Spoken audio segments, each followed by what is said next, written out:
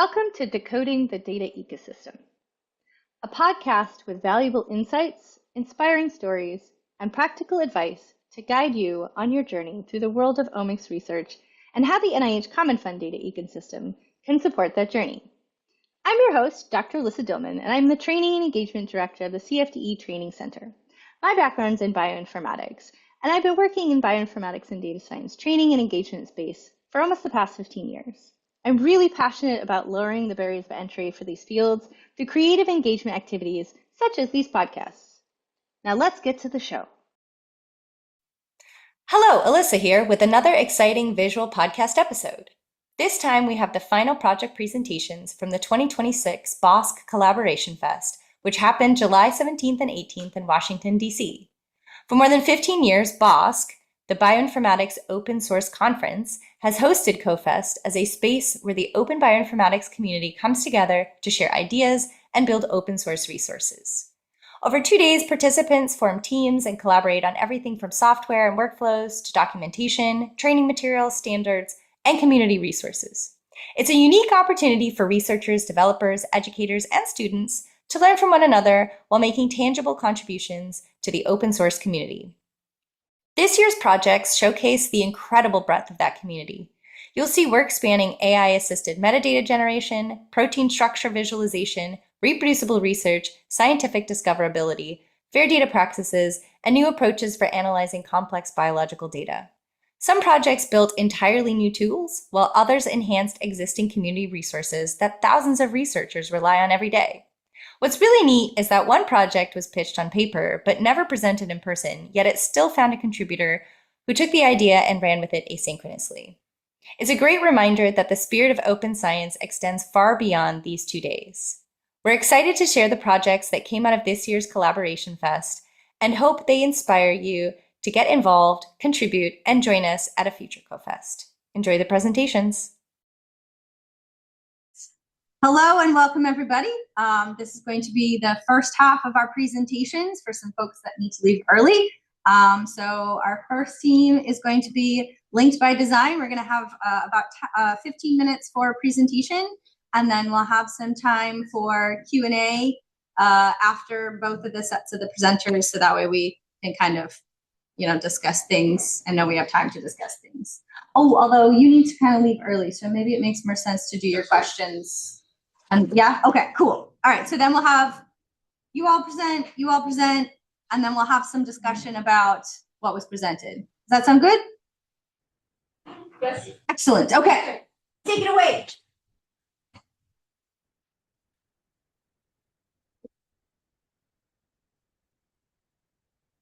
Okay, Linked by Design. So this is about the ICN 3D and Glycan integration project. Yao and myself are the only members.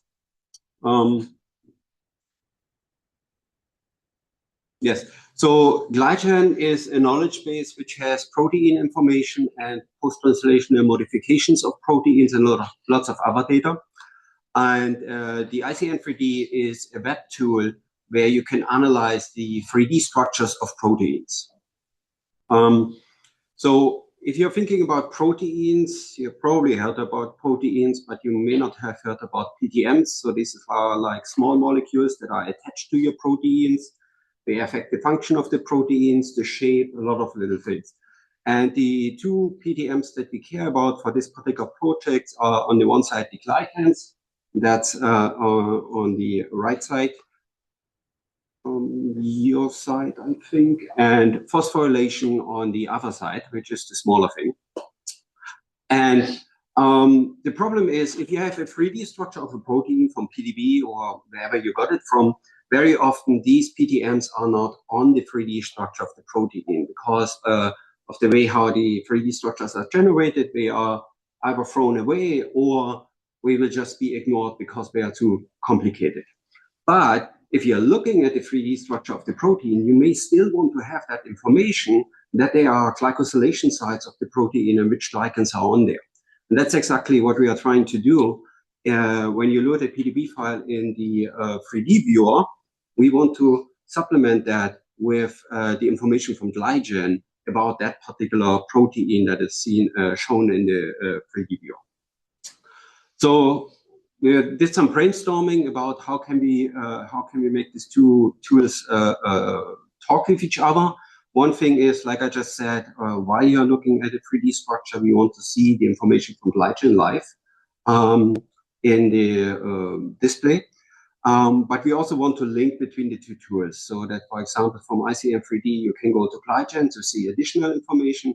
And from Glygen, you can go back to ICM3D to actually look at the 3D structure and start analyzing your protein. We did some mock-ups, how that can look like. So this is the ICM3D viewer. On the one side, you can see the 3D structure of the protein. And then on the other side, you see some of the annotations that we are already pulling in, for example, from UniProt. And in the upper part, you have a bunch of text boxes, what you want to see. And in the lower part, you have these tracks, which along the protein sequence, put in some information. And what we will do is we will add additional tracks from Glygen for the glycosylation, the phosphorylation, and the glycation, and show the information that Glygen has about that protein. So when you're opening that 3D file, it will make a live call to one of our APIs, retrieve that information, and then display that on demand. And when you mouse over, in this case, the asparagine, the N, it will also show you information from Glygen directly, like the glycan structure or a representative glycan structure. Then what you can do if you want to learn more about that, you can click on that, and then it will bring you to Glygen, which has all the details, information about all the glycans on that side, the phosphorylation, which kinase is added, and so on. So that's one thing from the ICM3D side that we will implement.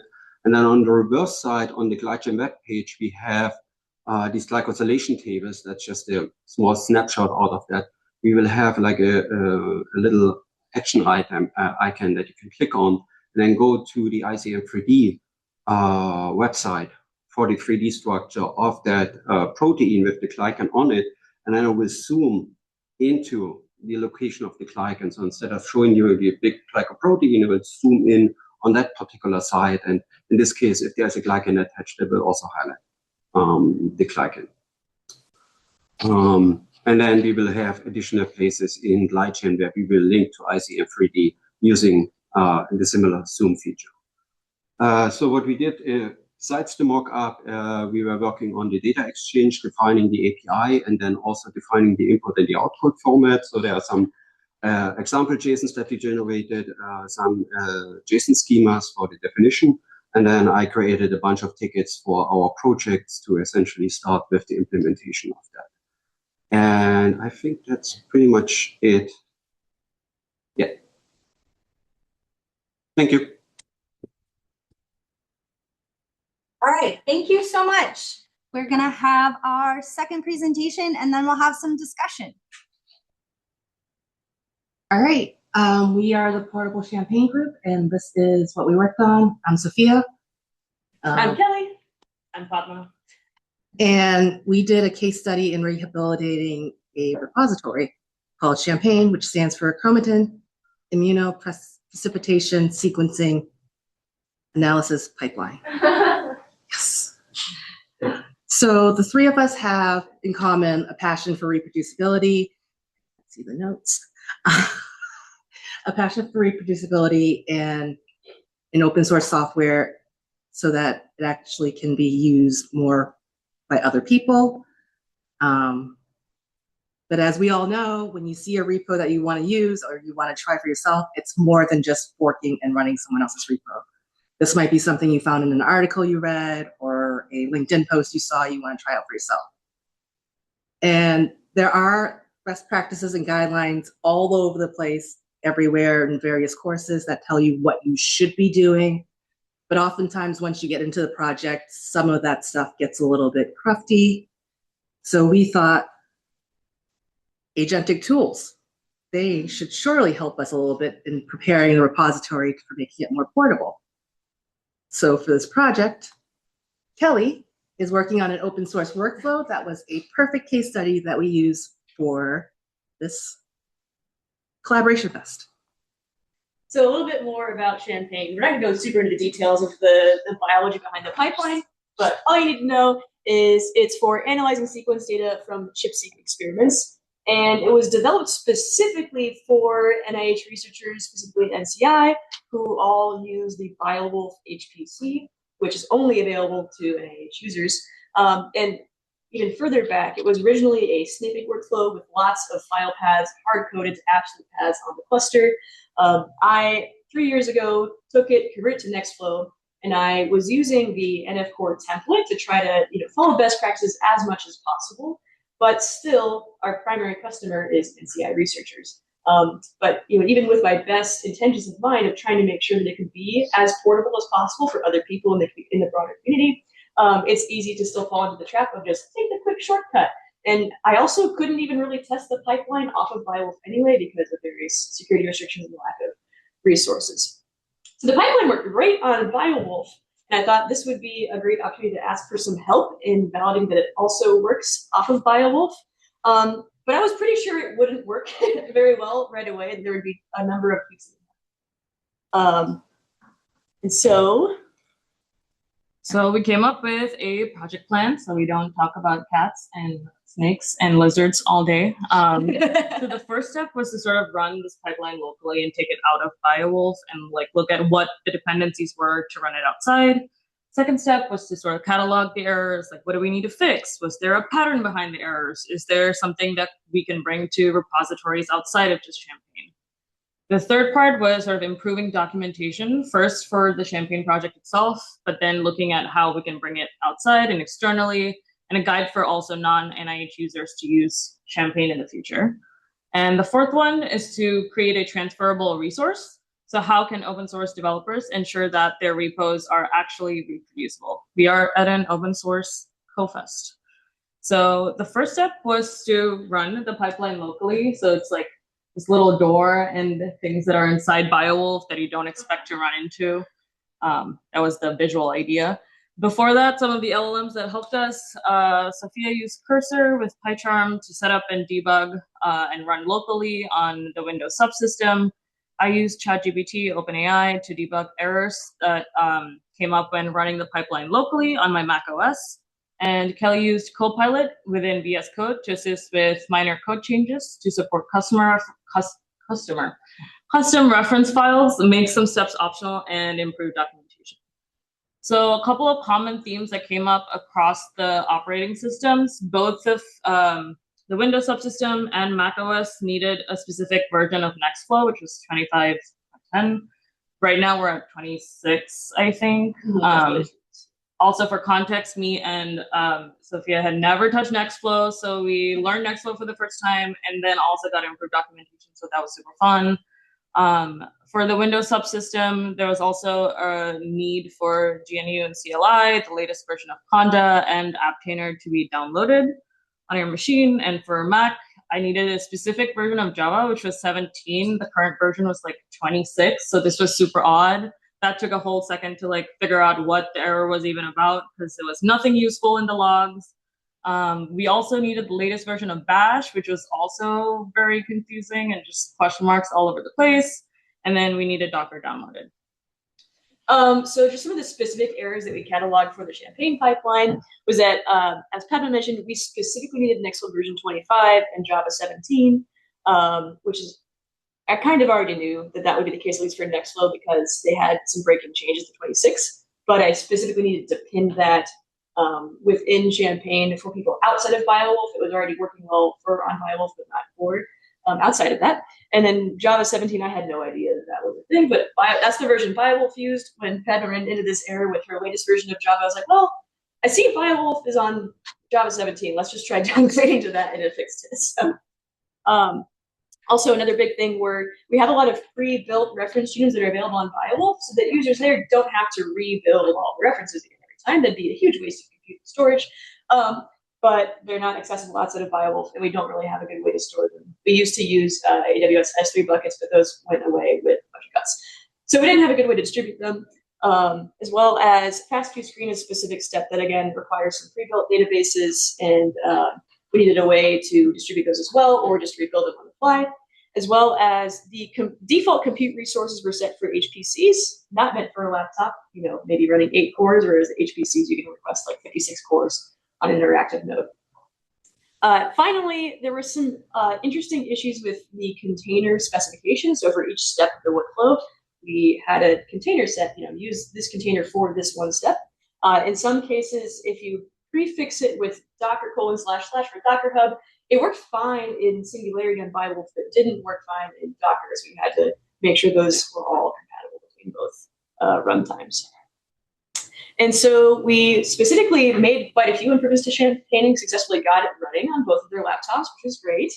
So we opened 9 issues, closed 4 of them, and we merged 6 pull requests. So that was awesome that we got to do that and actually make it working for off-viable. So super happy with that. And then finally, we're kind of put together this checklist that of specific things that we learned from this with Champaign that we're hoping can be kind of useful to other people, whether you're using Nextflow or any other, whether it's a workflow language, you're making Python packages, whatever language you want to use. Hopefully, these kind of concepts will also be useful to have a checklist to go through as you're making your software. So first of all, having dependencies defined in containers. We already did that, but in additionally, making sure that you know about those other things like outside the container, like the Nextflow version or your Java version, was really important too. Making sure that default compute resources can be customized by the user. That's super important because you're not going to have control over what other people have available to them. Making sure that required files are provided, or if they're not, that there's automation in order to rebuild them to make that as easy as possible. So there's support that you can bring your own custom reference genome. As long as you have a FASTA and a GTF file, it will build a reference on the fly for you, so you don't have to have access to those file-specific resources. And absolutely no hard-coded absolute paths. Paths should all be relative to the repo itself or to the working directory of your user to make sure that it runs not just on your machine. And finally, it was really helpful that Champaign already had a small test configuration file with a data set. So your users can just say dash profile test. It's just a subset of like the yeast genome. So it's very tiny, runs relatively fast on the cluster. It took like an hour on the laptop at 8 cores. So not super fast in that case. But it was really helpful to have that so we know, okay, this should work. If it doesn't work, then we know there's something wrong with the pipeline that we can fix to make it work for laptop or some other parameter that we need to set to make it work. And so it's not enough to just make a checklist. We got to turn this into a resource that we can distribute to the open source community. And so we have this repository called Repo2Go. Padma made this lovely kangaroo logo for it. And we also put the checklist in that repo along with the GitHub action. So there's a little video demoing. Hit play there. Yes, so here's the Repo2Go repo. There's an example workflow that you can copy. You can paste that into your repository's own .github/workflows folder. I had already put it in here. And then portability checklist is the name of the action. So if you go to the actions tab, if you've done this before, then you can jump to that action and click run workflow. And probably the longest amount of time you wait for it is just waiting for it to sit in the queue for GitHub to run the action for you. And within about 3 seconds, then it will open an issue. And hit refresh. And bam, the checklist is now in an issue that you can reference and go through and make sure that you're following all these best practices.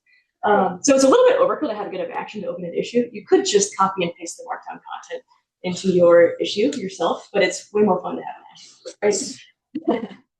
And let's see, we got to get that station. Awesome. And so is this my slide?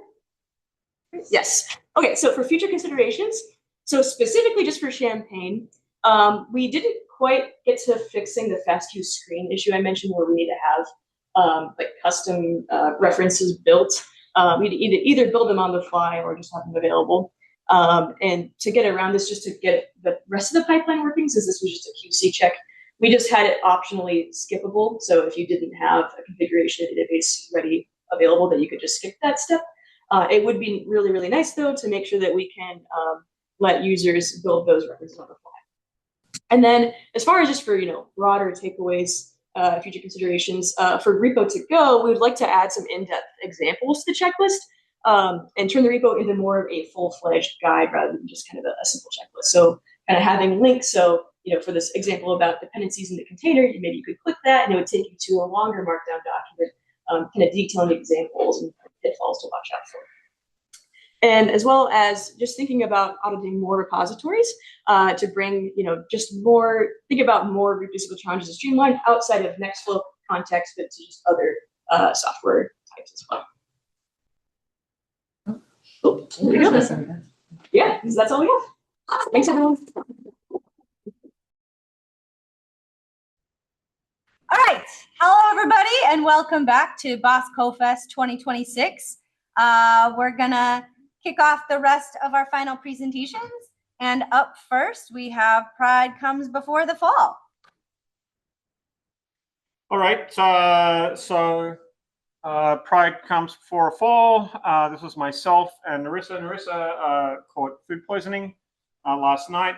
And so, and as far as I can tell, she didn't check in what she worked on yesterday. So I'm not sure what she managed to get through there. But I spent some time on this problem and learned some stuff.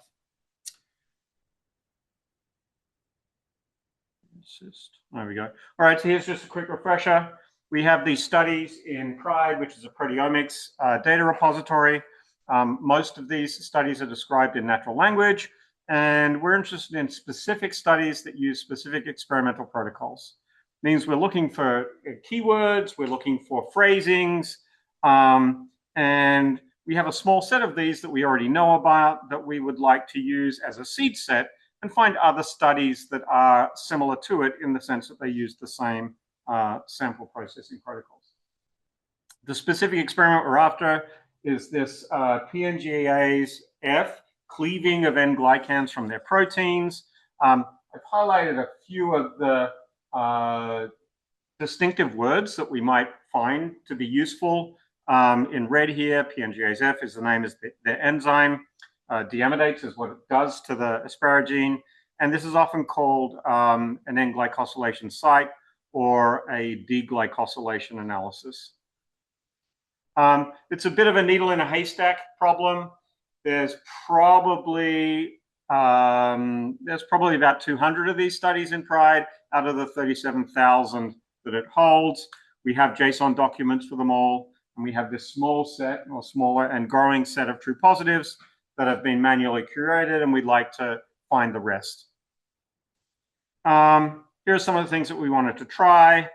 And so what are the outcomes of this these couple of days? Well, we have a public repository with a variety of things in it, a CouchDB database with all the JSON documents, a data folder with some data and links to the larger data that can't go into GitHub, and notebooks directory that has notebooks for doing the analysis that we're going to talk about. And I'll come back to the presentation. Oh, look at that. Okay, so we've got GitHub notebooks suitable for Google Colab. This is a nice model because when you check it into GitHub, you get the code cells and the output of each of those cells are checked into GitHub, so you can look at them directly. But it also is convenient for then executing it for yourself. The notebooks have been simplified by using a Python module in GitHub itself as well to do all the big ugly functions so that the cells in the notebook are easier to interpret. Okay, so here's the basic pipeline that I essentially re-implemented and then tried to extend a little. We're going to start with the true positive seed studies. We'll do a train test split of about 20%. We've got a lot of these background negatives. We're going to take 25 times as many of our positive seed set to construct our training data. The thing that I worked on this go round was to use term frequency, inverse document frequency, which is a word counting, word frequency kind of tool that picks out important words in the data sets to turn into an input vector for your study. We also have text embeddings from OpenAI, and the initial version of this used text embeddings and was not very successful. And I was hoping that by using the TF-IDF, it would do better than it had in the past. We use logistic regression because it's fast and because it's simple. We use the lasso technique to ensure that it doesn't use too many of the features. We want it to be selective and only use the features that it really needs. And then we're going to check which words it found to be useful, or whether it didn't find words to be useful, and whether it found the embedding to be more useful than before. And I think it'd probably just be more interesting if I show you the notebook. All right. So our embeddings are about 1,500 values for each sample, each of the 37,000 samples. We've got about 86 true positives, and we construct our training set as about 1,700, 1,800 examples. Again, highly imbalanced true positives versus false true negatives. With the default parameters, TF-IDF, you can see that it's producing word vectors of about 2,000 words that it thought were not too common, but interesting enough. And here's the training. You can see that it does really well on the background. Well, no surprise, that's the dominant set of examples in the data set. On the seed-like, on the ones that we actually care about, it's not bad, but it's definitely not as good as it is. And I'm looking at really this line to decide, this line here to decide how much I care about the results. We can look at the features which it found to be useful. You can see that it used almost none of the semantic embedding features. It's just not, they're just too averaged. There's not enough specific signal in them, and the words dominate. So that's interesting.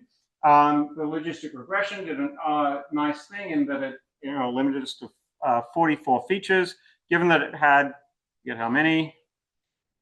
A lot of features. I guess it's up here somewhere. Oh yeah, it's got 35,000. Is that right? No, that's true. It's got about 2,000 features to work with there. So anyway, it did a nice job of thinning down the features. You can see that it did a decent job of picking out interesting words. PNGAs, no surprise. Deamidation, no surprise. TOF is interesting. It's the name of a mass spec technique.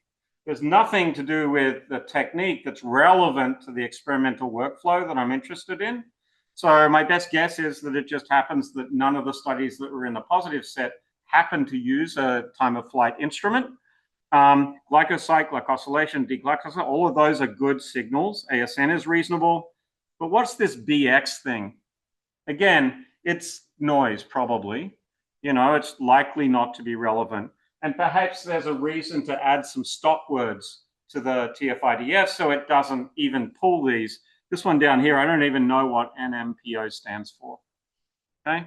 So there's a bit of noise in this, and that's kind of distressing because it means that we've got some noise in our results, and that the logistic regression is picking words that perhaps it shouldn't.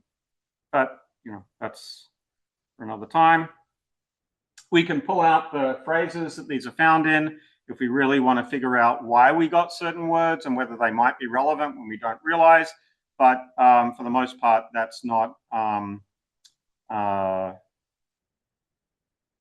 there's nothing too obvious there. And then the question is, did we already find all of the interesting things? Well, here is a ranking of, or a rescoring of all of the 37,000 studies to see whether or not they scored highly with this model. And we see that the top two are in fact ones that were not in the training set and not in our true positive set. So perhaps I have to go and read them now and see whether I should add them to the manually created set or not. Okay. I have large embeddings from OpenIA as well. Small embeddings, the large embeddings, I think are 15,000 dimension rather than 1,500. Doesn't really help. The embeddings are not that useful. The word-based strategies do pick up some good words and some strange words, and that's something that I want to think about and try and figure out how to avoid. There are a lot of parameters here I can play with, both with the TF-IDF and the logistic regression parameters and all of these things. I could do a whole search of all of those, but there wasn't time. And when I initially ran that search over all of the examples, the top ranked study, when I checked it, it was very clearly a true positive. When I checked for it in the true positive file, it was there, but because I had joined two files, two lines were together, and that had been hidden because essentially a bug. So that was a nice solution there. What can I do with this from here? So it seems like a more generative AI kind of approach to this might do well at finding or validating the top scoring studies. I can't afford to do this for all 37,000 studies, but maybe I can do it for the top 300. And maybe that will be a good way to go. The problem with using GenAI to filter this is that it's not going to give me a nice confidence score. And it'll really be nice if we had a way to sort of give a level of confidence to how strongly we believe that this is a study that we're interested in, and it isn't going to help with that. And perhaps we should instead turn the problem on its head and focus on the words. Looked like that had some juice to it, and so maybe instead focusing on what words are important and then just doing something trivial to use those words would be a better approach than what we're doing here. All right. Hi, everyone. I am Mete, and our project was AI-assisted metadata generation. We had 6 contributors and 3 facilitators, and metadata wasn't the only thing that we generated with AI. In this picture, Ati there, Dan here, and Aidan. They are not with us. Ati was a facilitator. He couldn't be with us today because of the medical reasons. Dan only contributed yesterday, and Aidan had to leave for her flight early. And I will be present. Everybody will be presenting their own work, but I will be presenting Daniel's and Aidan's work for themselves. I'll try, at least. Our problem statement is clear. Metadata generation is tedious, time-consuming, and requires expertise. This creates a barrier. And this project, our goals was to somehow put a little like salt in the soup regarding this problem. How did we do this? First, learn about Cedar, Bioportal, and Canopy. These are some tools that are directly or indirectly related to metadata generation and metadata itself. And the second goal was to build a reusable AI-assisted workflow, especially with the Cedar templates, the metadata templates, and then generate the metadata itself from the structured or unstructured documents. And at the bottom, you can see a proposed workflow. We had 6 major tasks. The 4 of them was to bring up to speed people, like with our tools and the functionalities and the terms, like the Cedar templates, metadata instances, and fields themselves. But the more important was the last 2, especially the 5th task, apply the workflow to your own data. And then from that part, like think about how this can be more generalized and turned into a like reusable workflow way. And then, if possible, evaluate the quality of the metadata. So these were our project tasks. And as I said, Daniel is not here with us. So his project, he proposed 5 together with the ingestion, total of 6-step workflow. And in his project, he kind of like did these steps with like prompts and then like capture these prompts as somehow like reusable thing to be able to feed back into your LLMs. And in the link, you can see his work. And as I said, like his work was only for yesterday. Aidan, we had some like issues with Aidan's setup. That was a good learning point in that case with the MCPs and then like submission to Canopy as well. But at the end, she could like successfully created like AI assisted metadata with AI, submitted to Canopy, and then like display her work with the Canopy. Her project was learning in a different way. And with that, I'm gonna pass to Anushka, and she's gonna present her work. Yes. So what did I build? I built a pipeline that reads data and it automatically fills out these metadata templates so that scientists can find and reuse each other's data. So it runs in 5 simple steps. First, we grab the raw material, then we build a form, verify the scientific terms, fill it in, and then publish it as a real study on Canopy. I tested this in 2 ways. So the first one was a practice synthetic data set, and then I went further and applied the entire pipeline to my own real published data. So this is not just for practice data, but it proves it actually that this entire pipeline generalizes. I registered both of them as real life studies on Canopy, as you can see on the screen. So along the way, I focused on catching the problems, not just generating output. So I found a defect in the generic templates compiled schema. 12 fields marked as optional still forced a selection due to a due to a mini terms constraint confirmed by inspecting the schema directly. Then I verified every ontology ID against BioPortal's live API instead of trusting the source, and I caught 2 of them were wrong, resolving to the wrong disease and a wrong test type. So I built a Python tool that scores the metadata across 6 dimensions. None of my papers, 5 authors, which I used as a data set, had a ORCID ID. So the system flagged it and we placed placeholders IDs instead of creating one with AI. And then my paper's basic metadata scored a perfect 1 by the tool. When we upload the full Canopy template, it scored around 0.7, which is not really a defect because it's just an incomplete gold standard reference. I validated the tool itself by reference, and I validated the tool by 6 errors, which is into a clean instance and confirming that it actually caught each one. And then the system also flagged and disregarded a prompt injection attempt in a web search when I was looking for the paper. So to summarize, if I were to say, these pipeline actually ran unchanged for both of my data sets. Over to Harry. All right, hi everybody. So I'll give a little bit of context here about why I worked on what I worked on in addition to learning a little bit about these systems. So OSDI is a system that the Department of Energy runs essentially as a repository for scientific and technical information. And in practice, that's publications, data sets, all the associated products that you generate. That's not code. There's a completely different place for code called DOE code. But OSDI has been operating for long enough that they had several different versions of their API, including a more recent version they're calling eLink 2.0.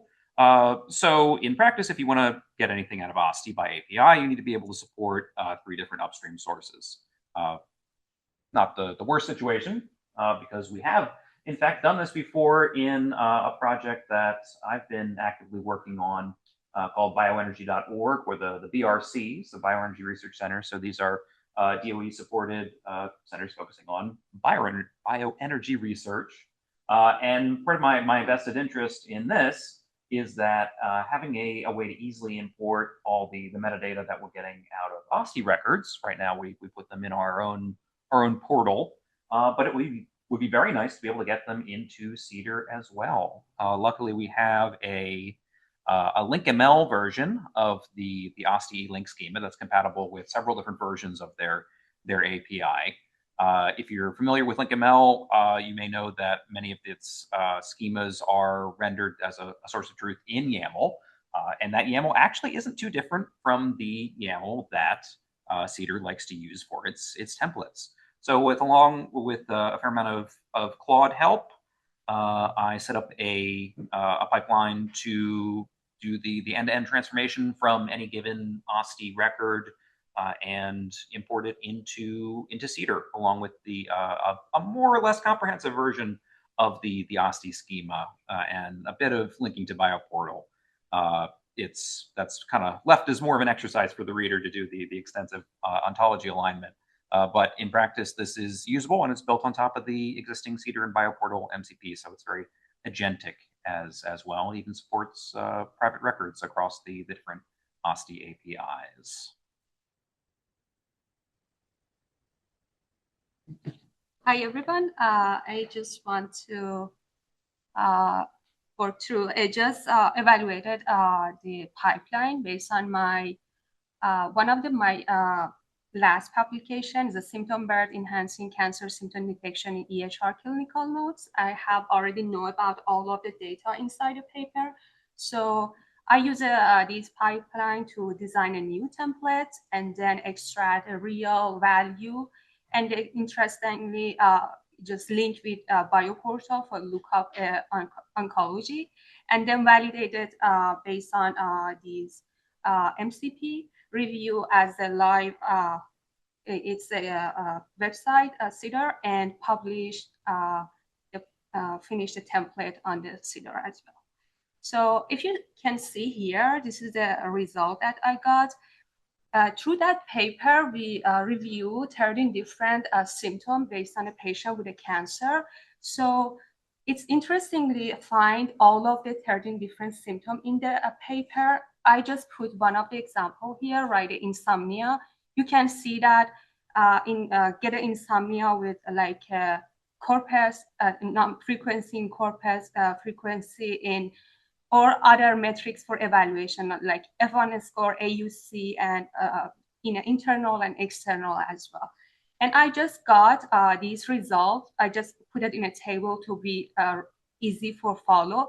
The interesting things that I found in the project, that if you see that I use a symptom name disruptive sleep in my paper, but it's when I just look up for oncology term, I just find the insomnia based on this connected between BioPortal.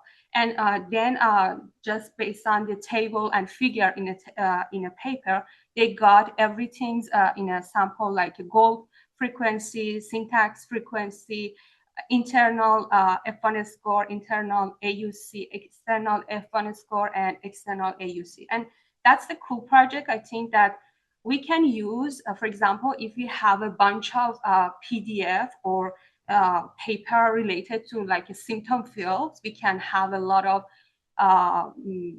like a JSON file, and we can like training the model or whatever we want to. That's part of my research. All right. So if any of you are familiar with Biosample at NCI, it is kind of a mess. And so I was like, how can we use CIDR to improve that? So there's no validation within the Biosample tool, submission tool, which is a problem.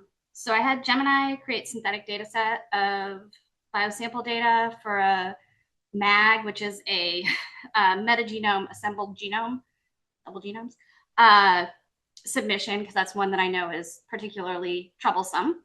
And then I had it create a messy version that that was more like real life data, which is never right or good.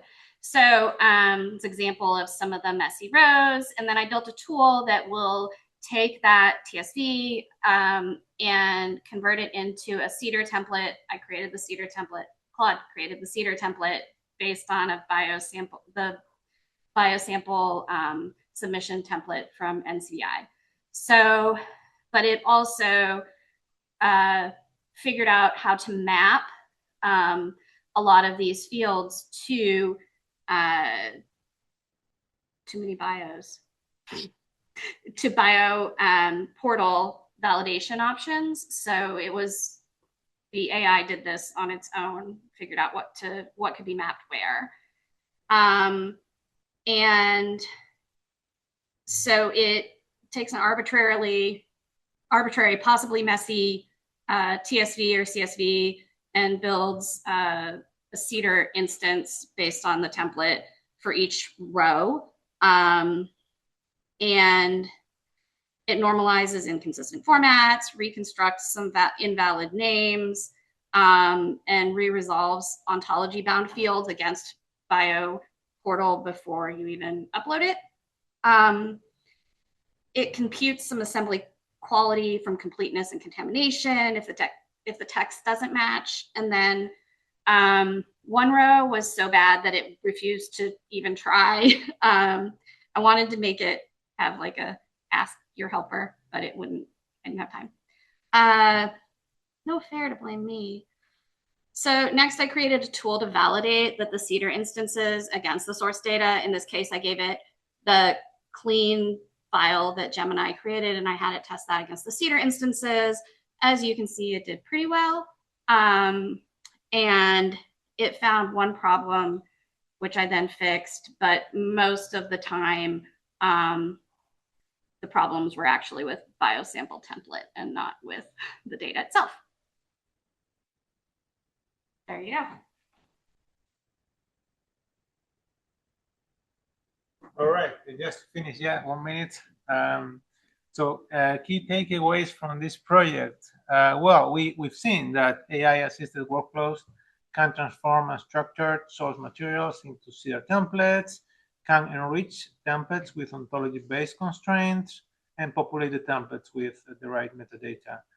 Limitations that we have seen in terms of the ontology constraints, for example, we have seen that sometimes the AI model is not able to find the right constraint. For example, for a symptoms field, in one of the cases, it constrained the field to the entire human phenotype ontology. I mean, that may work, but it's too much really. So that may, some users may have issues if they pick the wrong term, obviously. Processing many metadata instances through the MCP servers, we found that to be very slow. The MCPs used too much tokens, almost 3 million tokens for some of the participants. We also found some canopy bugs. And the next step will be to, these were individual projects. The next step will be to start unifying that into a generic workflow. And I'm done.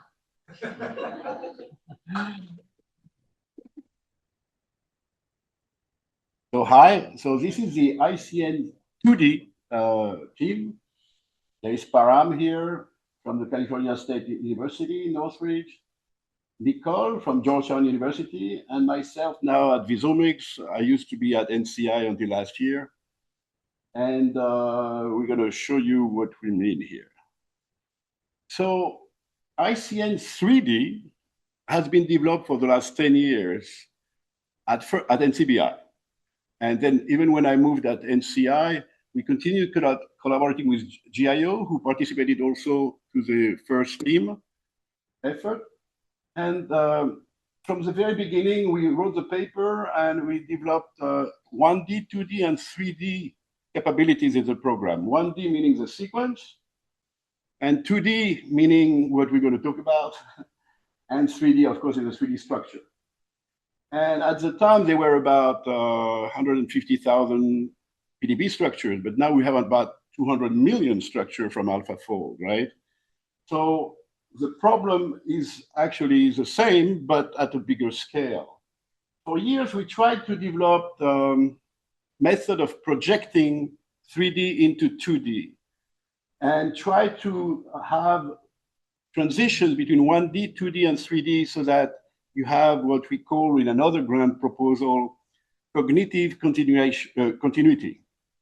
So in other words, if you are used to 1D sequence, how do you understand 3D? So the 2D is supposed to be an intermediate where you can have things flatten out. So from 1D, we can get into 3D now with AlphaFold and other methods, of course, the usual. Now, what you can do is try to idealize that 3D structure so that you understand how it actually is formed with beta strand alpha helices. It happens that today we worked on the immunoglobulin fold because this is the most common fold in the whole proteome, the genome. And it's available from bacteria to humans. So after failing to get methods to have detailed 2D information, we developed templates that actually represent this idealized 3D flattened into 2D with all the position of the residues and their position, meaning they have a relationship in the structure through molecular interactions.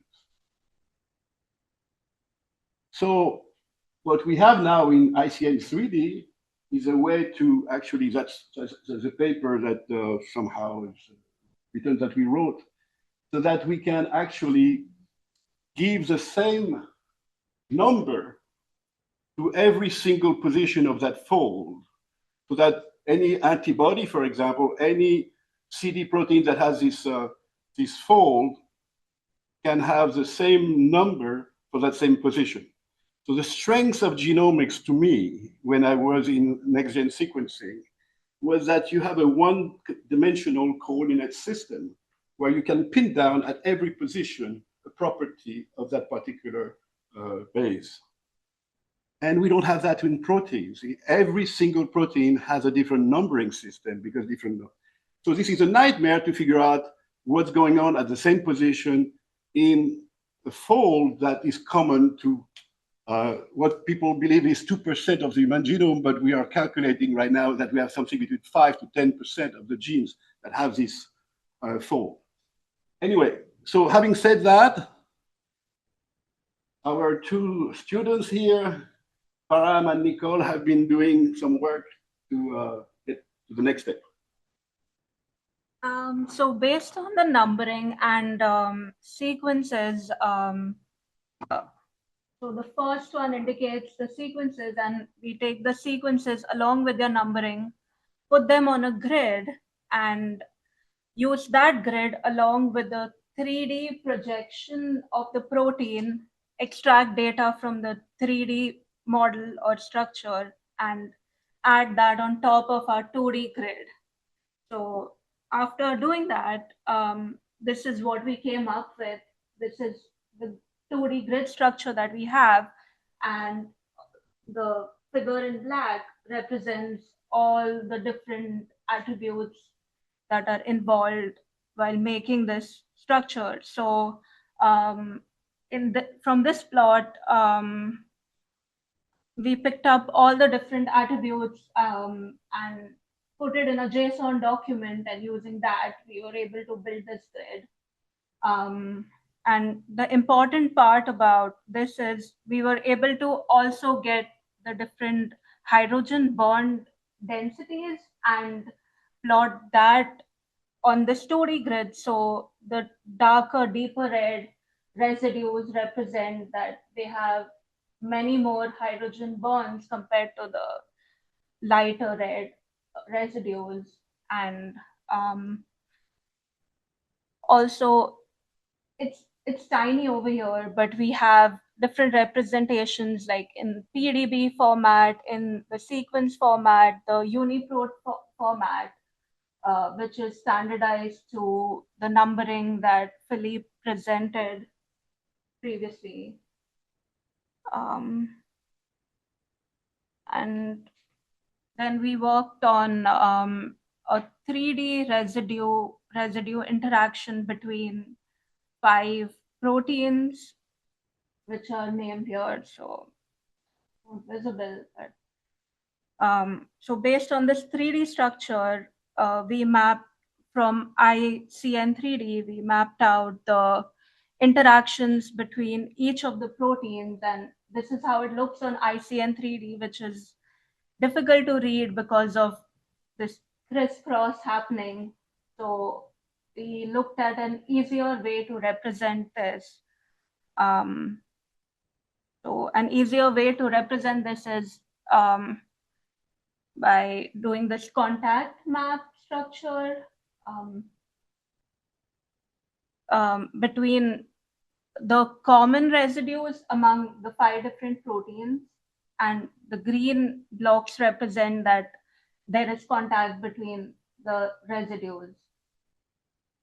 So to get this, we had to get JSON data out of ICN3D and convert it into a standardized format, which looks kind of like this. And based on this, we got this HTML figure.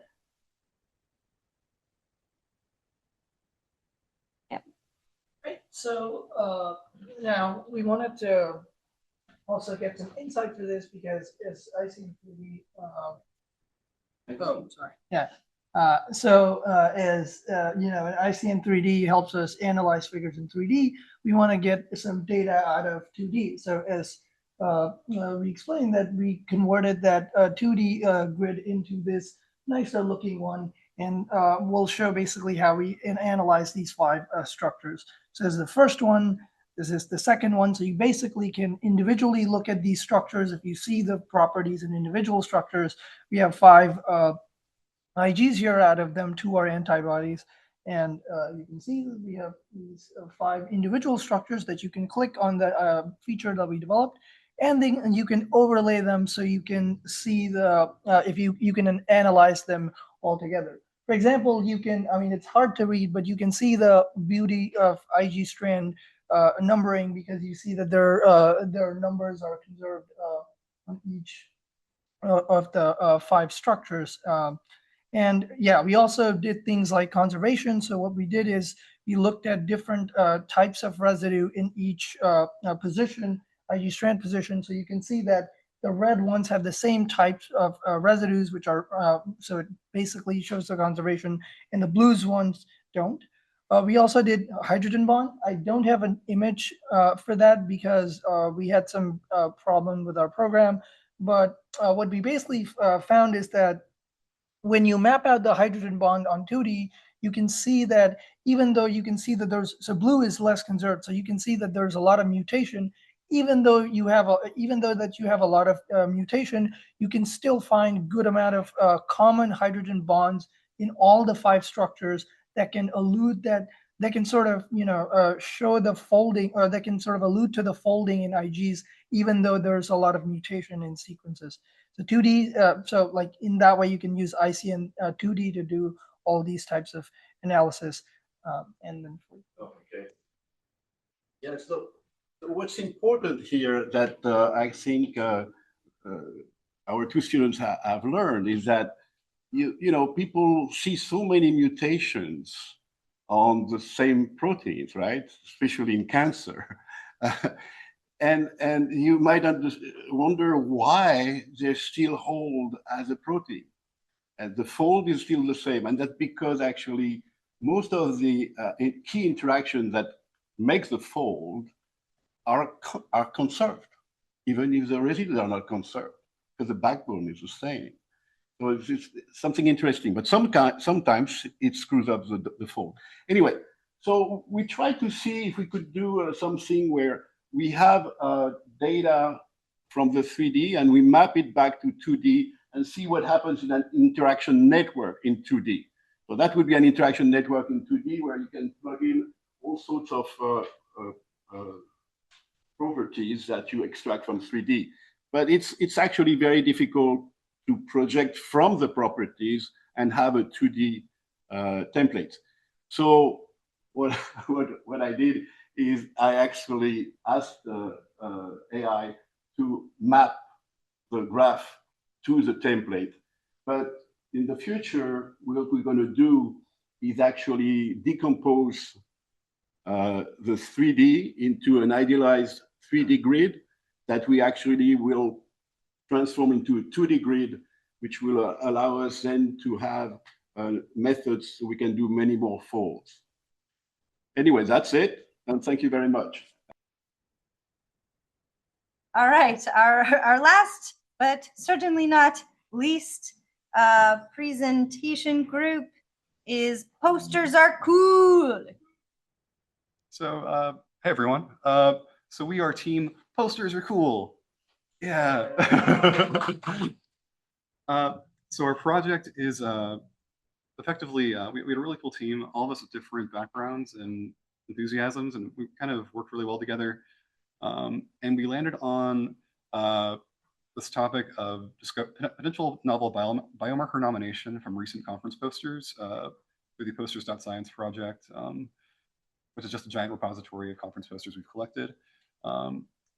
The theme of this is what waymarks do we overlook on the road to discovery? The waymarks obviously being conference posters. There is on average a 2-year gap before any conference poster usually becomes a publication. And we wanted to try to treat these these conference posters with a similar austerity, perhaps 1 degree removed from how you say preprints for important findings that are up and coming. Now we could find those.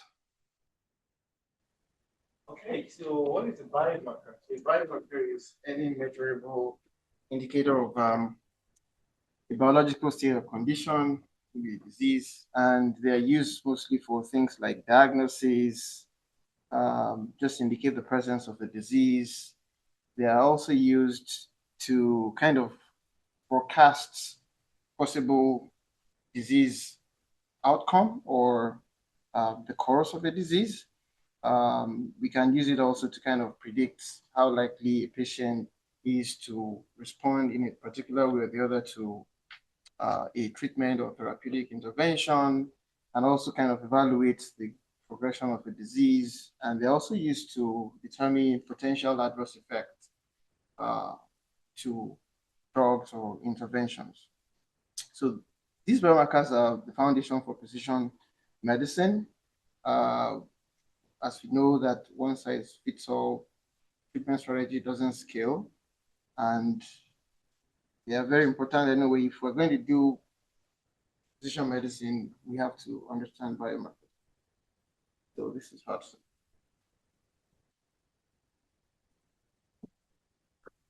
Like Jamie mentioned, posters usually take around 2 years to go from a poster to a paper.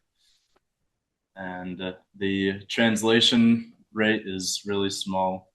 One retrospective on breast cancer reported around 2,400 biomarkers in all the literature, but only 23 recommended for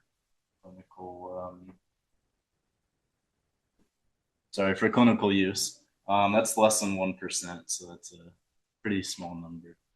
And the reasons are pretty familiar, whether it's dissimilar designs or pre-analytical variability. The field isn't really short of candidates. It's short of curation and prioritization. And these posters are full of early signal that nothing really indexes. Yeah, one of the serendipitous attempts to fill that gap is the Posters.Science project that we've been working on at the Fair Data Innovations Hub over in the California Medical Institute. Basically, we auto-index conference posters, put them to an machine actionable schema. It's processed through OCR techniques and machine learning that makes it so you can actually see all the data from the conference poster in a long format that's reusable and preserved. And we had about 31,000 posters on our repository that were used for this data mining for biomarkers. So we used a local LLM to classify them. I have a link to it if you guys are ever interested. It's called Paper to Field. It was something me and Bhavesh built as part of this something called the S-Index Challenge for classifying OpenAlex records by OpenAlex fields.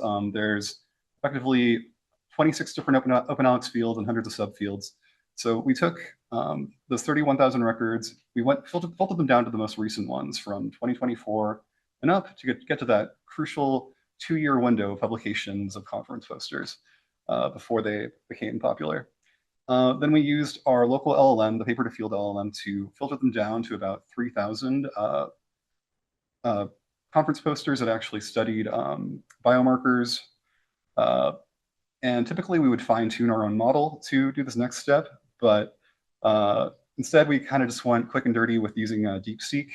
Again, these are all open access posters, both open access licenses, and we used DeepSeek as kind of to extract to find posters that have biomarkers in them. And there were about 7,600 unique mentions.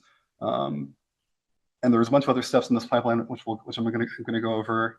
So yeah, we ended up with over 7,000 biomarkers from 1,300 posters that DeepSeek found in them. we did 2 passes with DeepSeek, one to find them, and once we actually had it down to those 1,300 posters, we did a second curation step to describe them and kind of check DeepSeek's own work. There's also a post-processing pipeline because text noise inherently is annoying. There's so many different variants of, especially in bioinformatics. There's so many ways to call one thing. There's like 110 different ways to say aspirin with IUPAC and common names. So there's something called the Fairly Accurate repo. There's recommendations on how you can collapse synonyms. This is an example with interleukin.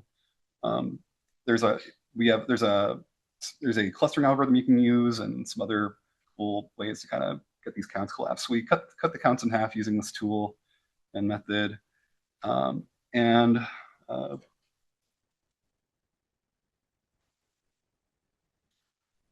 after this step, like what we wanted to do is like find the exact matches, partial matches, and then the remaining unmatched entities. So to do that, like we use like existing biomarker resources like Biomarker KB, which is a CFDA-funded biomarker resource, which kind of organizes and integrates and harmonizes biomarkers across public resources. Then we also use MarkerDB to kind of find additional exact matches, partial matches, and then also we use like PiageoDB. We had a lot of plant science data, so we use that. Then after that, like we use like HGNC and Ensemble, plant ensemble to like find the aliases. And after that, we did second passing with like KB, Uniprot, and HGNC to collapse the data and try to find identifiers for the unmatched entities. After all this step, we had like 727 exact matches from the earlier detected biomarker entities, then 732 were partial matches, and 1971 were the unmatched entities. These were the entities we focused on, and we further processed. The next one. Sujit is our biomarker database expert. So after we got down to this final step of these potential biomarkers, we kind of wanted to be absolutely certain of what they were. We did one last LLM filtering step using if you query a DeepSeek for most of the major foundation models, you can set the temperature to 0, which turns them into instruct models. So we made a 4-classification instruct model. It's basically to split up the last of these potential biomarkers. Apparently, most of them ended up being effectively junk. Physiological covariates, organism names. A bunch of others were just variants that aren't in databases, but their names are kind of used by certain subspecialists.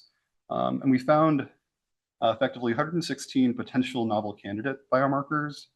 And in case DeepSeek was unsure, we gave it the option to say, I don't know, and it said it didn't know on 40 of them. All right, okay, so here we have 10 nominations, 10 that we had to chase down. So basically, 9 out of these 10, someone on the team had to kind of verify by hand, and that's the final last column where you have curated source.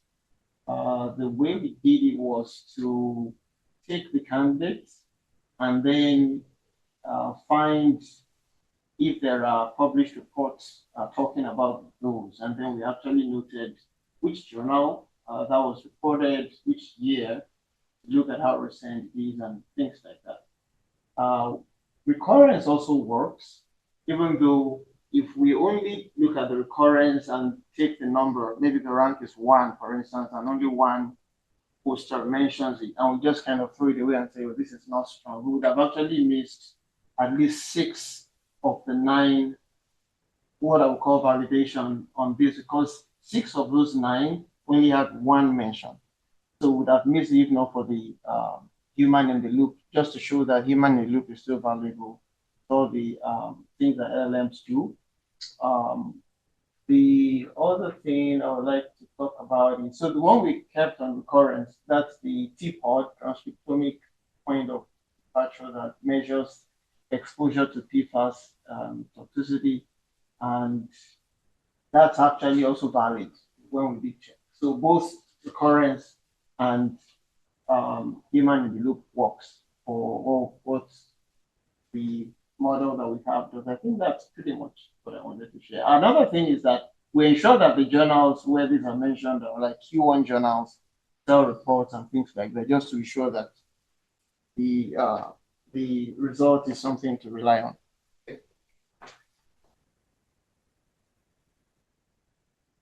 By counting each distinct biomarker for each condition, we can see where recent effort has been placed. And with a bit of a lead is Alzheimer's and cancer, which is expected, but what we didn't expect is the block below it, including endocrine disruption, PFAS exposure, developmental neurotoxicity. And this could be due to the biomarker databases don't cover toxicology as much as they do oncology. One caveat I will repeat is that this reflects what posters report, which reflect which meetings feed into these repositories. So wrapping up, we're going into our limitations, which are obvious. So these are subsamples of much larger ongoing scientific works in field. There's hundreds of thousands of posters presented every single year. This is a subsample, not a consensus. And we still have to do a lot of manual curation, as many of these aren't peer reviewed yet.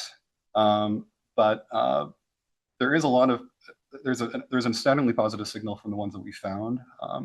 There's also issues, obviously, with AI. We use an OCR LLM to process the PDFs into a structured format for us.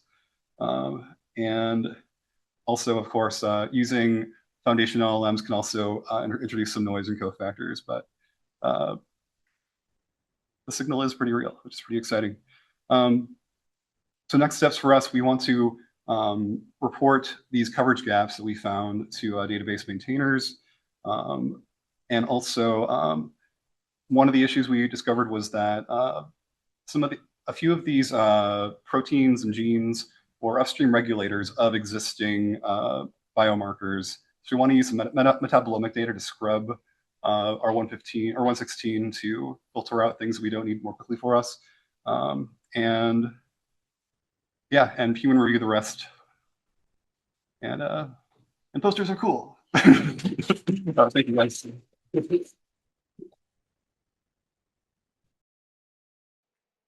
You have been listening to Decoding the Data Ecosystem, a CFDE Training Center podcast. Be sure to check out our other episodes in this series. Find out more information about CFDE data and tools that may be valuable to your research by visiting our website.